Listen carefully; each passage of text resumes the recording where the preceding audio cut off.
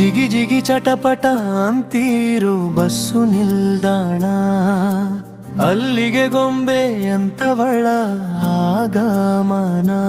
ಅವಳ ಕೂದಲ ಅಲೆಗಳಲ್ಲಿ ಮಾಯವಾದ ಜನ, ಅವಳ ಕಣ್ಣೋಟಕ್ಕೆ ಬಂದಿಯಾಯಿತು ನನ್ನೀ ಮನ.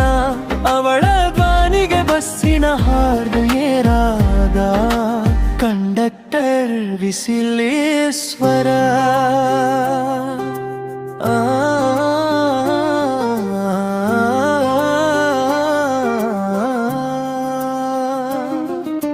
ರಾಜಕುಮಾರಿಯನ್ನು ಕರೆದು ಎಲ್ಲೂ ಬಂದ ರಥದಂತಿರುವ ಬಸ್ಸನ್ನು ಹತ್ತಿ ಹೊರಟಳು ಅವಳ ಇಷ್ಟದ ಕಡೆ. ಅವಳನ್ನು ಬಿಟ್ಟು ಬರಲು ಕಷ್ಟವಾದರೂ ನಾ ಬಂದೆ ಮನೆಯ ಕಡೆ. ಪ್ರತಿ ಬಾರಿಯುವಳು ಕಾಯುವಳು ಬಸ್ಸಿಗಾಗಿ,